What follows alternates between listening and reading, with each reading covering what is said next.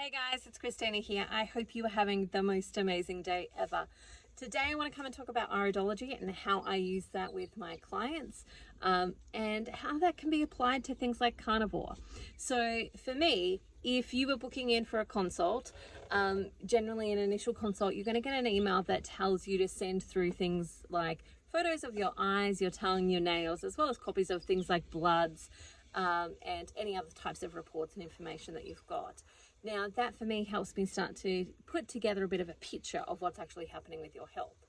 Now, it tells me a lot in multiple different ways. So, from the perspective of iridology, I'm really going to be looking at, like, what's your constitutional type? How does your body actually work? What's your energy levels like? What should they be at? What's the blueprint of your body, essentially, is what I'm looking at. And how do you do things like digestion, and then kind of what's going on for you at the moment, or has been going on for you for the last couple of years, decades, etc., of your life. What's built up over those decades of your life? And so for me, I use this for multiple different reasons, one of which is that we are all different. And so when it comes to some of the recommendations that I see in the space of the carnivore world, I'm always sitting in the back of my mind going, but we don't know that person's constitution. We don't know that person's way of digesting food. We don't know some of this information, especially if you're in like Facebook groups, etc., where people are asking for, some information or some knowledge about what to do for their health. And for me, I'm like, well, I can give you some general information, but to be specific, I need to know the blueprint of your body. How does your body work? What are the different factors that have then impacted the blueprint of your body? And one of them is we all have a different capacity to digest our food. So some people have big digestive systems and they're able to have big meals and digest their food that way. Other people have what we call a constricted digestive zone, or a constricted collarette in iridology terms, which means that their ability to digest food in large amounts is actually really restricted. They can only digest a small amount and absorb a small amount in any one go. And so when I'm in those spaces and I see people recommending things like fasting or intermittent fasting or OMAD, or even two MAD, I'm generally a 2 MAD person, or sometimes three meal a day person. When I see those recommendations, I always think, yeah, but, because what I see in that is that some people will read that information that you should be having 1 meal a day, right? They'll read that and they might have a constricted digestive zone where it's really small. They can only digest small amounts of food at any one go, etc., etc. But they really want to succeed at this. They really want to get the results that they're after when it comes to things like carnivore, which is often things like weight loss and health benefits, etc.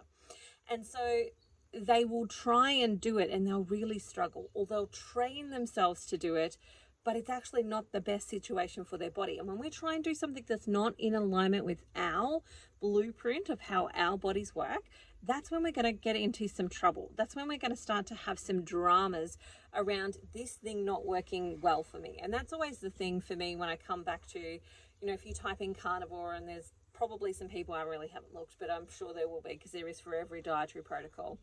People have written a blog post about how this destroyed my health, or how this didn't work for me, or this was too hard, or this was blah, blah, blah.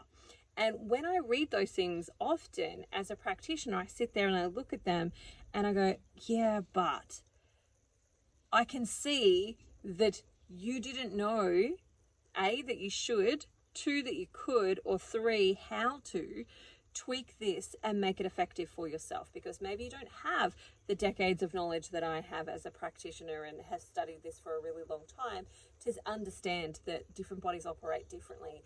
And, there's some science that actually are going to help us figure that out a little bit more quickly.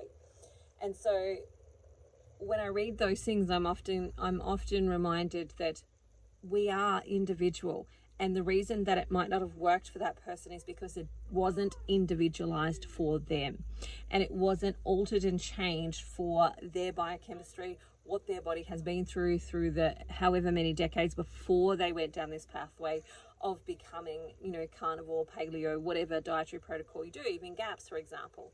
And so for me, it's always a part of my initial consult is to have a look at your iridology, because I want to know what's the color of your eyes, because different colors are going to tell me different things. So blue-eyed people, they're people who are lymphatic. Like all of their problems, or not all of them, but generally speaking, the bulk of their problems comes with mucus and waters of the body. So they're more likely to have things like asthma and eczema and sinusitis, bronchitis, tonsillitis. Those tend to be more common problems for blue-eyed people. Whereas brown-eyed people are heme people, the blood people. So they're more likely to have hormonal imbalances and issues that are based in blood versus water or mucus. And so that's just a little quick thing. And I'm being very short. I could give much greater, longer, detailed explanations than I do in my course about that. But that's just a little snippet of how just even the eye color and the difference that we have in our eye colors can give us some information about what's happening with your health. The next thing that I'm usually going to look at is their constitutional type. Are they a strong constitution or a less resilient constitution? So a strong constitution is like the Energizer Bunny. If you've ever seen those Duracell ads where the rabbit gets the new batteries and it just goes and goes and goes and goes and goes and goes and goes, that's the strong constitutional type. They rarely sit down. They're constantly moving, even if it's just something simple. So if they're sitting down, they might not actually just be sitting. They might be tapping their foot or wiggling in some way or moving in some way or playing on their phone or doing something where there is some level of movement involved in that, because they find it really hard just to sit and be stagnant, because for them, the way that they get energy is to move. So a common phrase that you might hear from somebody who's got a strong constitution is, I better get up and do something, because it's in the doing the thing that they actually are re-energizing. Oh, I'm so tired, I need to get up and do something, is often a common phrase you'll hear from them. Whereas a less resilient constitution, they have energy depletion issues all of the time. They tend to be people that need to power up. So, for example, the strong constitution needs to move, the less resilient constitution needs to rest, to re-energize. That's how they get their energy back. And so these two different constitutions can make us think differently, can make us behave differently, can make us have different belief systems around ourselves. And there's some really common threads between, generally people who have got a less resilient constitution might feel judged by other people who have got a strong constitution. And they feel judged in ways of like they're lazy and unproductive and those types of things if they've got strong constitutions in their life. But they are also very good listeners. They're empathic. They actually listen and hear so much better. And so there is pluses and minuses to every constitutional type. So for me, I'm going to look at both of those. What constitutional type are you? Are you strong? Great. If we give you the right things, you're going to get well really fast, and it's going to work really fast for you. If you're a less resilient constitution, we just need to know that it's going to take your body longer and more time to get there, but it will get there, and it's going to get there in smaller incremental steps, but it's going to get there. And so even just knowing that about yourself can make a big difference when it comes to being patient in getting your results and understanding what needs to be tweaked more and how you might need more support, or how to actually help you get that more support as well. And then the other thing, and it's not the only things, like I look at all of the eye, but the other thing is the iridology part. So I'm going to actually start looking at things like, how's your digestive system? What size is your digestive system? What's going on there? So that's what I'm going to do today. So I'm going to show you a little bit of what I will look at in an eye when it comes to looking at the digestive zone. So give me a second. I'm going to set up my computer and I'm going to show you what I'm looking at. Okay, so here is my computer. I've just got 4 little eyeballs here that are open. Now, these are, of course, a blue eye. So blue is the lymphatic stuff. This eye here is what you might consider as a hazel eye, but actually all this brownness is actually sitting on top of that blue color. And so that then tells me that this person's got high levels of toxins within their body, especially within their digestive system. So they really struggle to do some detoxification. They probably also have some constipation. And they've probably had chronic constipation for a long period in their life that they may not even recognize that as constipation anymore, because that's just how their life has been for a really long time. But the key thing that I'm looking at when it comes to digestion is this circular shape here. So let me move in a little bit closer. You can see on this eye that this circular shape here is quite flat up the top here, but quite round around the bottom there. Now, what I'm looking at is the distance between the pupil and this circular shape. Now, the circular shape itself is called the collarette. And so I'm looking at how big is that space. Now, this person has got a different one here to here. So over here, we're looking at, most likely, we're looking at things like the lung zone, depending on whether this is a left or right eye. And I could kind of do the math on it, but, you know, it doesn't really matter for this example. So essentially, for this individual, they've got two different digestive zones. One is quite reasonable. That's fairly reasonable there. That's a generally normal sized collarette. Which means that their digestive capacity is quite normal for most things. So for most things, they're going to be able to take in those nutrients, absorb them, and, you know, they probably will do okay with a 1 meal a day from the perspective of things like lungs and reproduction and so on, which is down the bottom. But up in this zone here, this is the head zone. Everything up here is all about head, communication, language, all of that type of stuff. So for them, they've got what we call a constricted collarette in that zone there. And so what that means is they have to eat foods that are more directed towards feeding the brain, because the space that they have to absorb foods that feed the brain is much more limited than the space that's going to feed things like the lungs and the other organ areas. And so what I would generally recommend to them is that they're going to need a diet that's probably a little bit higher in EPAs and DHAs. So things like their oily fish, things that are, you know, particularly good, like mutton birds, duck, things that are going to have a really good brain function. So butter, for example. So a lot of their oily foods, fatty foods, are going to be the things that they probably need to have on a more regular basis so that they can feed their brain more succinctly. Now, I'm just going to look and see if this one here is what we would consider probably a constricted collarette. So constricted means small, and it is restricted in how much you can digest in one go. So people with constricted collarettes, what's going to happen for them is they're only going to be able to eat smaller meals to be able to absorb that. Now, I will just turn the camera around and come back and talk about this a little. So for someone with that constricted collarette, I tend to have a constricted collarette. What that means is OMAD's not going to be so great for them, because their natural inclination is actually not to have big giant meals. You know, and what you want to get to is, because we've all had food training throughout our life, like our parents taught us to eat in a particular way. For example, you might have had parents that said breakfast, lunch and dinner, and what happens is that you start to train yourself to eat in that way. So you can have people who have got a constricted collarette, and I will say to them, you don't do well with really big meals. And they're like, yeah, but I usually have, you know, big meals. That's what I normally have and I feel fine. And I'm like, just try this for a little bit.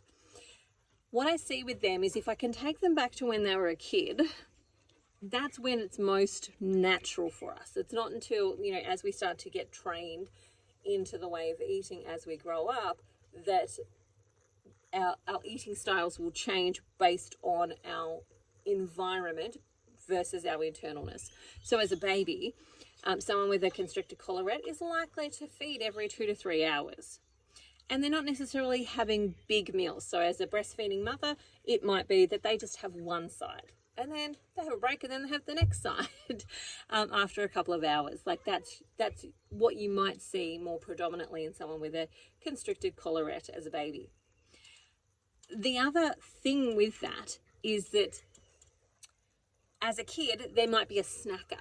So they will snack quite frequently. And the challenge that I find with people with constricted collarettes is often that because they don't feel that hungry, when left to their own devices, they'll eat a lot of fruit, nuts, bread, 2-minute noodles, really simple things, because they're just not that hungry.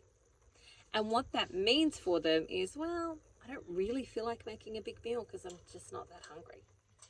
I don't really feel like going to all the trouble of, like, making meat and vegetables and all the stuff that, people would normally have, because I'm just not that hungry. I'll just have some toast. And that's more of what they're likely to have, because it's simple, it's easy, and that's probably about as hungry as they are. Which means that they tend to eat a lot of high carbohydrate foods. And so because they're doing that, they tend to have a lot of issues that come around things like candida and yeast and bacterial overgrowths and thrush and those types of things, because they're more predominantly snackers. And so when they come to carnivore, one of the things that I'll say to somebody who's got a constricted collarette is that you need to really think about having 2 to 3 meals a day. While some people might do fabulous on OMAD with 1 meal a day where they have this big giant meal, that's not likely to be your scenario, simply because you just don't have the digestive capacity for that. However, there is always another person who has got a different digestive capacity, and our goal is to actually eat within our capacity, within our personal biology, within our sort of blueprint of how our body functions. Okay, so we've got 2 irises here. We've got this blue one that is looking like it's a constricted, looking like it is a constricted collarette, so it's small. Then we've got this other one that's next to it, which is what we would call an atonic one. So atonic means that it's quite big and large. Now, people who have this one can have really big meals, and their digestive system can hold that space and so on. So these are the people that do super well with OMAD. They do really, really well with OMAD because they can just fill as much as they like, and their digestive system will continue to work on that throughout the day, and actually get lots of good nutrients out of it. Whereas the constricted one, if there's too much in there, you're wasting food basically, because they're not going to be able to get all of the benefit of actually eating that. And then this bottom one here is what would be considered more of a balanced one. This one's a little bit balanced, but also on the side of constricted as well. So the closer this part of the eye is to the pupil, tells me how constricted or balanced it actually is, or atonic it is. And so that's likely to be probably a little bit more, I would say, on the balanced side, but some parts of it are actually a little bit constricted. This one here, this is more balanced, but this part here, of course, is constricted, where I would say to this individual, you need to eat more brain food and really predominantly base your diet around brain food. Now, there's one other little sign here, which is this here, which is quite a thick collarette.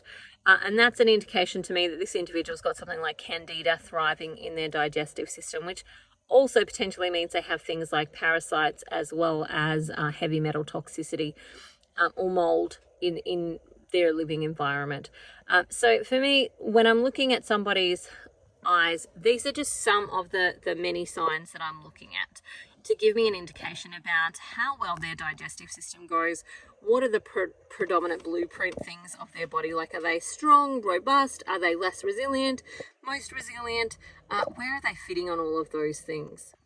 Now, again, the reason that I'm going to do this is because I want to be able to give them really good advice so that they can match what they do with how their body functions, and then get the results that they're actually after. And that's often why I see people who might put up a post on Facebook, for example, saying, I've been doing the diet for ... amount of times, and I'm just not getting the results. Or I've got these things and I would like to lose weight, but it's just not happening.